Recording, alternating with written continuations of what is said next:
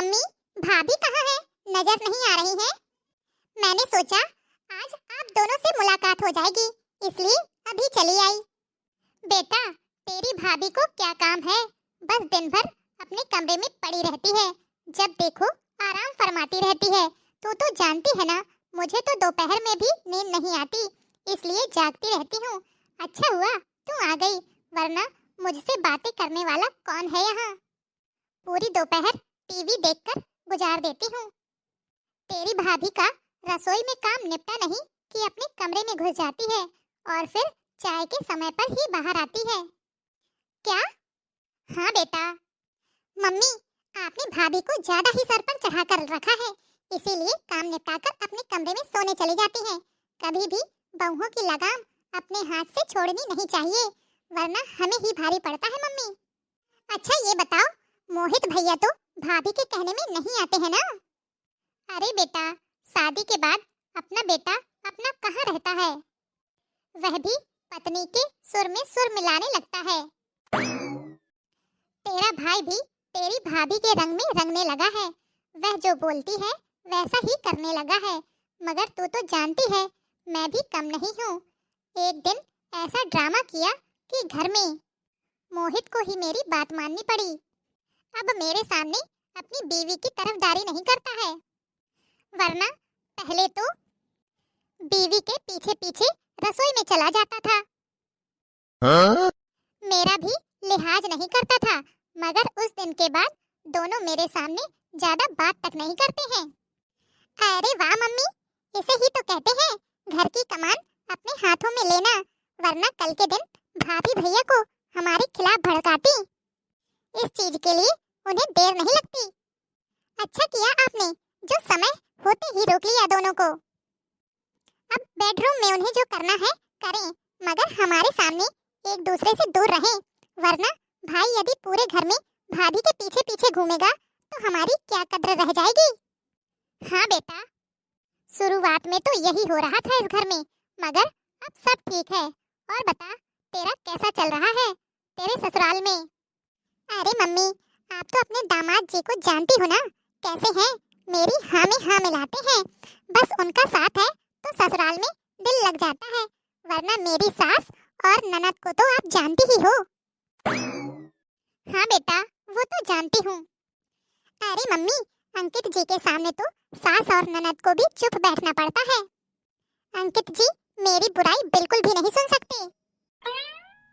हाँ बेटा, दामाद जी तो सच में बहुत अच्छे हैं, मैं जानती हूँ। वे तुझे कोई तकलीफ नहीं होने देंगे। और रही तेरी सास और ननद की बात, तो जब पति साथ दे तो वो क्या बिगाड़ लेंगी। सच में मैं तो बड़ी किस्मत वाली हूँ जो मुझे ऐसा दामाद मिला है जो मेरी बेटी को खुश रखता है। अरे दीदी, आप कब आई? जब तू अपने कमरे में आराम फरमा रही थी। रेनू तो कब की आई हुई है, मगर तुझे फुर्सत ही कहाँ है तेरे कमरे से निकलने की। वो मम्मी जी, मैं तो अभी आधे घंटे पहले ही सोने गई थी। आप तो जानती ही हैं, आज काम वाली बाई ने भी छुट्टी ले ली है, जिस वजह से घर का काम बहुत ज्यादा था। अरे भाभी, यह सब छोड़ो और यह बताओ, इस बार आप लोग मुझे क्या गिफ्ट दोगे? दीदी, गिफ्ट तो आपके भैया ही देंगे, मैं थोड़ी नौकरी पर जाती हूँ। अरे बहू, मोहित तो रेनू को गिफ्ट देता रहता है। इस बार रेनू तुमसे गिफ्ट मांग रही है, तो तुम्हारा फर्ज बनता है कि तुम रेनू को कुछ गिफ्ट दो।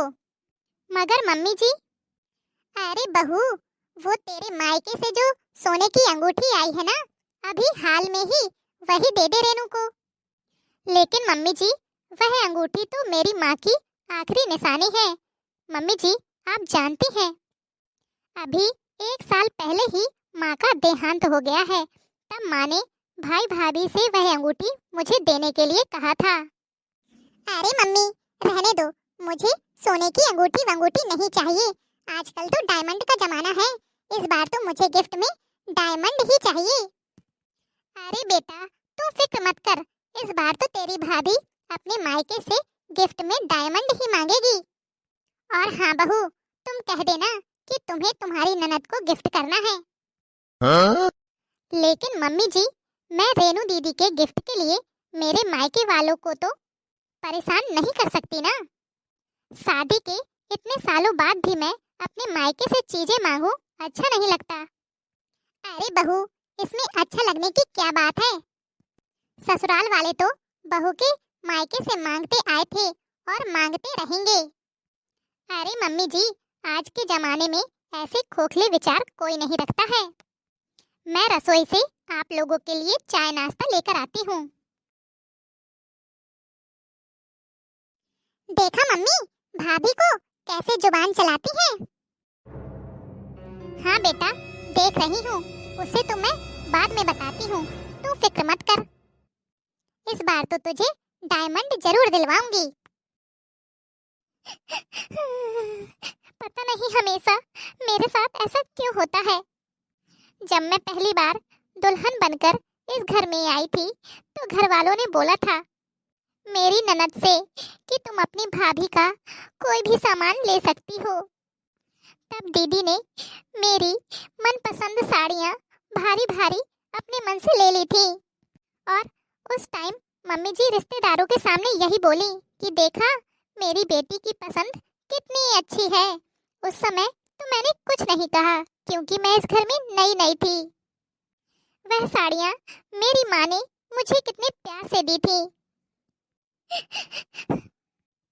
लेकिन यह सिलसिला यहीं पर खत्म नहीं हुआ। रेनू दीदी जब भी घर आती है तो महंगी महंगी चीजें बिना पूछे उठाकर ले जाती हैं और मम्मी जी इस बात में हमेशा उनका पूरा साथ देती हैं। एक बार तो मोहित जी ने मेरे साथ ऐसा व्यवहार होते हुए देखा तो माँ जी से कहा, लेकिन माँ जी ने छोटी सी बात का बतंगड़ बना दिया और कहने लगी इसे तो बीवी का रंग चढ़ गया है, कल की आई हुई लड़की का साथ देने लगा है। बस वही आखिरी दिन था जब मोहित जी ने मेरा साथ दिया था। मम्मी, मामी को कितना बुरा लगता होगा, आप हमेशा उनकी महंगी महंगी चीजें उठा लाती हो। उन चीजों पर तो सिर्फ मामी का हक है क्योंकि वे चीजें उनके माता पिता ने उनको दी हैं। अरे बेटा, मैं इस घर की बेटी हूँ और घर की बहू की चीजों पर बेटी का हक पहले होता है, इसलिए मैं जो भी चाहूँ अपने मायके से ला सकती हूँ। मायके में बेटी का स्थान बहू से ज्यादा महत्वपूर्ण होता है। अरे अभी तक चाय नाश्ता बना या नहीं? जी मम्मी जी, बस अभी लेकर आई। रेनू बेटा, मैं कहती थी ना तुझसे कि तेरी भाभी रेंग रेंग कर काम करती है। अब देखा ना, अब देख ले चाय नाश्ता बनाने में ही कितना समय लगा दिया। पता नहीं भगवान ने कैसी बहू भेज दी मेरे घर में। भाभी, इस बार तो साड़ी से ही काम चल गया, लेकिन अगली बार डायमंड याद रखिएगा। ठीक है, अब मैं चलती हूँ। अरे रेनू बेटा, आओ। क्या हुआ बेटा, तेरा चेहरा क्यों उतरा हुआ है? क्या बताऊं मम्मी, मेरी सास ने मेरा जीना हराम कर रखा है। 4 दिन बाद मेरी ननद का बर्थडे आने वाला है। मेरी सास ने मुझे लिस्ट थमा दी है और कहा है तेरी मम्मी से यह सारा सामान घर की बेटी के लिए ले आना। थोड़े दिनों पहले मम्मी जी कह रही थी क्यों ना हम मेरी बेटी को एक कार गिफ्ट में दे दें। मुझे तो डर है मम्मी कि कहीं मुझे कार भी तुम लोगों से मांगने को ना कह दिया जाए। मेरी ननद का जब मन करता है मुंह उठाकर मायके चली आती है। मैं तो तंग आ गई हूँ इन सास ननद के झमेलों से। सच में मम्मी, मेरी ननद बिल्कुल भी कम नहीं है। जब देखो भाभी गिफ्ट करती रहती है और मेरी सास ने तो अपनी बेटी को सर पे चढ़ा के रखा हुआ है, जिसका परिणाम मुझे भुगतना पड़ता है। इन्हें इतनी भी समझ नहीं है कैसे बेकार लोग हैं तेरे ससुराल वाले। ये लोग मायके वालों से कैसे गिफ्ट मांग सकते हैं और तेरी ननद को जो भी चाहिए अपने पति से ले, अपनी भाभी से भला कौन गिफ्ट मांगता है। कार लेना तो अब तुम्हारी ननद के पति का फर्ज बनता है, तुम्हारा नहीं। सच कहूँ तो सारी गलती तेरी सास की ही है। उन्होंने ही बेटी को इतना सर पर चढ़ा कर रखा है। अरे मम्मी जी, दे दीजिए ना सारा सामान जो दीदी के ससुराल वाले मांग रहे हैं। बहू, तू ये क्या कह रही है? दिमाग खराब तो नहीं हो गया है तुम्हारा? क्यों बुरा लग रहा है मम्मी जी? आप और दीदी भी तो अब तक यही कर रहे थे। अब जब खुद की बेटी की बारी आई तो आपको यह बात समझ आई कि बेटी के मायके से कैसे गिफ्ट मांगे जा सकते हैं। बहू भी तो किसी की बेटी है मम्मी जी। आप लोग हमेशा मेरे बारे में बातें करते हो कि मैं दिन भर कुछ नहीं करती, बस आराम करती हूँ। मगर मम्मी जी, आप यह भूल जाती हैं कि मैंने सिर्फ नौकरी आपके बीमार रहने के कारण ही छोड़ी, ताकि आपकी सेवा कर पाऊँ। रोज सुबह 5 बजे उठकर मैं सभी का चाय नाश्ता और टिफिन तैयार करती हूँ। आपको समय पर दवाइयाँ देना, आपको अस्पताल ले जाना सब मैं ही करती हूँ। आपके बेटे को तो उनके मोजे कहाँ पड़े हैं यह तक पता नहीं होता है। उनके मोजे तक उनको हाथ में पकड़ाती हूँ। शाम तक यह पाँव सूजकर लाल हो जाते हैं, मगर फिर भी आप लोगों के हिसाब से मैं करती ही क्या हूँ? मम्मी मम्मी, मेरी शादी ऐसी जगह करना जहाँ कोई ननद या सास न हो। मुझे हमेशा मामी को देखकर बहुत बुरा लगता है जब आप उनसे गिफ्ट के नाम पर उनकी माँ की दी हुई चीजें ले लेती हो। नानी और आप फिर भी मामी की बुराई ही करती रहती हो। बेटा, आज तो तुमने मेरी आंखें ही खोल दी।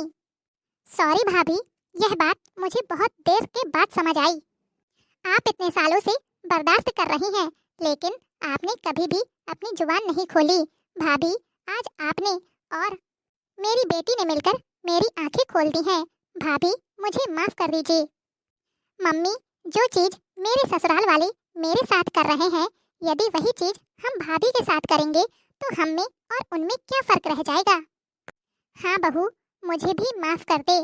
मैं यह बात भूल ही गई थी कि बहू भी किसी की बेटी है।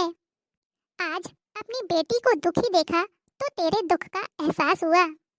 मम्मी जी, दीदी, आप लोगों को अपनी गलती का एहसास हुआ, मेरे लिए यही काफी है। आप लोग बैठिए, मैं आप लोगों के लिए खाना बनाती हूँ।